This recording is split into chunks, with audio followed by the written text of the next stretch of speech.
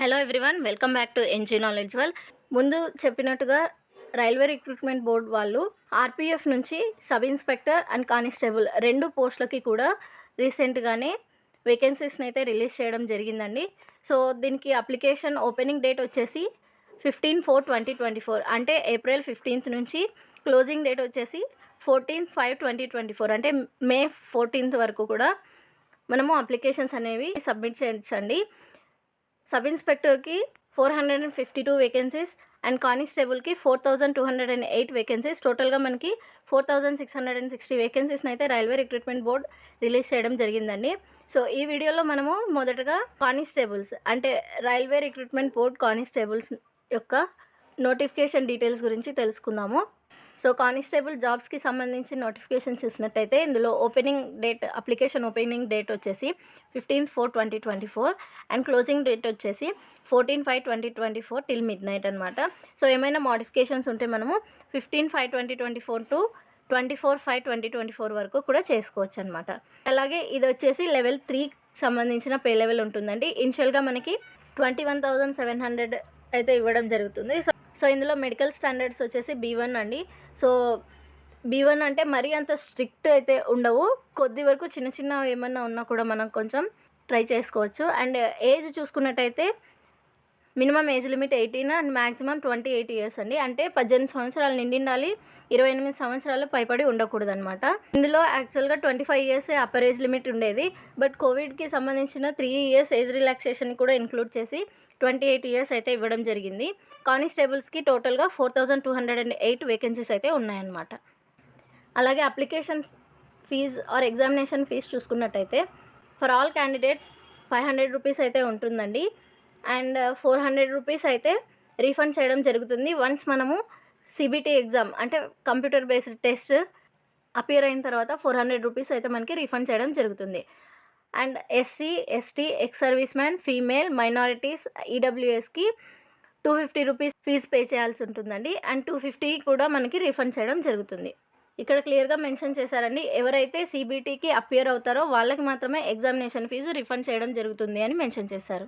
అలాగే మనకి age relaxations కూడా ఇవ్వడం జరిగిందండి. సో SC, ST వాళ్ళకి 5 ఇయర్స్, ఓబీసీ వాళ్ళకి 3 ఇయర్స్, ఎక్స్ సర్వీస్ మెన్కి, అన్రిజర్వ్డ్ అండ్ ఈడబ్ల్యూఎస్కి 3 ఇయర్స్, ఓబీసీ అండ్ ఎన్సీఎల్కి 6 ఇయర్స్, SC అండ్ STకి 8 ఇయర్స్ అనమాట. Female candidates who are widow, divorced or judicially separated from husband or not మ్యారీడ్కి 2, 5 అండ్ 7 ఇయర్స్ ఏజ్ రిలాక్సేషన్ అయితే ఉంది. So age limit చూసుకున్నట్టయితే 18 నుంచి 28 ఇయర్స్ వరకు అయితే ఉండాలండి. సో ఇక్కడైతే మనకి క్లియర్గా డీటెయిల్స్ అన్నీ ఇచ్చారు. Please go through this in detail. So దీనికి ఎడ్యుకేషనల్ క్వాలిఫికేషన్ వచ్చేసి 10th పాస్ అయిన వాళ్ళండి. అండ్ ఎగ్జామ్ ప్యాటర్న్ చూసుకున్నట్టయితే ఫస్ట్ మనకి సిబిటీ ఉంటుంది, కంప్యూటర్ బేస్డ్ టెస్ట్. ఇది కూడా 120 క్వశ్చన్స్ ఉంటాయి, 90 మినిట్స్ టైం అయితే ఉంటుందండి. Each question carries 1 mark and negative marking కూడా ఉందండి, 1/3 నెగిటివ్ మార్కింగ్ అయితే ఉంది. సో మినిమం పాస్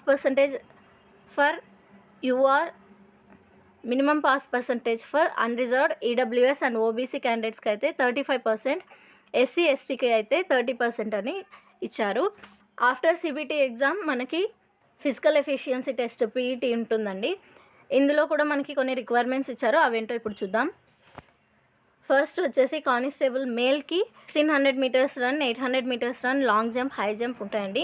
సో మేల్కి అయితే 1600 మీటర్స్ రన్ ఉంటుంది, అది 5 minutes 45 secondsలో కంప్లీట్ చేయాలి. ఫీమేల్స్కి అయితే 800 మీటర్స్ రన్ ఉంటుంది, 3 minutes 40 secondsలో కంప్లీట్ చేయాలి. అండ్ లాంగ్ జంప్ చూసుకున్నట్టయితే male 14 feet, female 9 feet. High jump చూసుకున్నట్టయితే మేల్ 4 feet, ఫీమేల్ 3 feet అనమాట.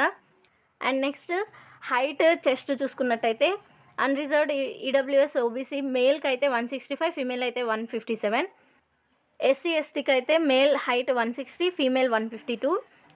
అండ్ అదర్స్కి అయితే 163 మేల్ అండ్ 155 ఫీమేల్ అనమాట. నెక్స్ట్ చెస్ట్ వచ్చేసి ఓన్లీ ఫర్ మేల్స్ ఉంటుందండి. సో ఇక్కడ డీటెయిల్స్ ఉన్నాయి, అది కూడా చూసుకోండి. గాయస్ ఇక్కడ ఒక చిన్న సజెషన్ ఏంటి అంటే, ఫస్ట్ మీరైతే ఎగ్జామ్కి ప్రిపేర్ అవ్వండి. ఎవ్రీడే 1 hour మాత్రమే మీరు ఫిజికల్ ఫిట్నెస్ మీద ఫోకస్ చేస్తే సరిపోతుంది. వన్స్ మీరు సిబిటీ క్లియర్ చేసిన తర్వాత మీ ఫిజికల్ ఫిట్నెస్ అండ్ ఈ PET క్వాలిఫై అవ్వడానికి కావాల్సిన ప్రాక్టీస్ అయితే కొంచెం ఎక్కువ టైం చేసుకోవచ్చు. ఫస్ట్ అయితే మీరు సిబిటీ క్లియర్ చేయండి. సిబిటీ క్లియర్ చేసిన తర్వాతే మనకి పీటీ ఉంటుందన్నమాట. సో, పీటీ కోసం మరీ ఎక్కువ టైం వేస్ట్ అయితే చేసుకోకండి. It's my small suggestion. And మనకి ఎగ్జామ్‌కి సిలబస్ చూసుకున్నట్టయితే arithmetic 35 marks, general intelligence and reasoning 35 marks, general అవేర్‌నెస్‌కి 15 మార్క్స్ ఉంటుంది. టోటల్‌గా 120 క్వెషన్స్ అండ్ 120 మార్క్స్ ఉంటుంది.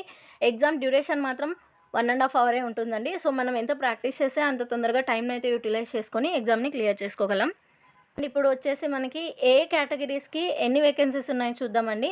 సో, కానిస్టేబుల్ మేల్‌కి చూసుకున్నట్టయితే ఫస్ట్ అన్‌రిజర్వ్డ్ 1450 ఉన్నాయి. ఎస్సీకి 536, ఎస్టీకి 268, ఓబీసీ 966, ఈడబ్ల్యూఎస్ 357 అండ్ టోటల్‌గా మేల్స్‌కి అయితే 3577 ఉన్నాయి. అండ్ ఫీమేల్స్‌లో చూసుకున్నట్టయితే unreserved 256, SC 95, ST 47, OBC 170, EWS 63, టోటల్‌గా ఫీమేల్స్‌కి 631 ఉన్నాయన్నమాట. సో, ఇదండి ఆర్‌పీఎఫ్‌కి సంబంధించిన కానిస్టేబుల్ జాబ్స్‌కి సంబంధించిన డీటెయిల్స్ అనమాట. సో, ఇందులోనే అన్ని డీటెయిల్స్ మ్యాక్సిమం నేను కవర్ చేశానని అనుకుంటున్నాను. నెక్స్ట్ వీడియోలో ఎస్ఐకి సంబంధించిన జాబ్ డీటెయిల్స్, సాలరీ ఎంత, అప్లికేషన్ డేట్ ఎప్పుడు, age limit, vacancies, eligibility criteria ఇవన్నీ కూడా నెక్స్ట్ వీడియోలో చెప్తాను. సో, ఈ వీడియో కనుక మీకు నచ్చినట్టయితే మన ఛానల్ని లైక్ చేసి, షేర్ చేసి, సబ్స్క్రైబ్ చేయండి. Thank you for watching.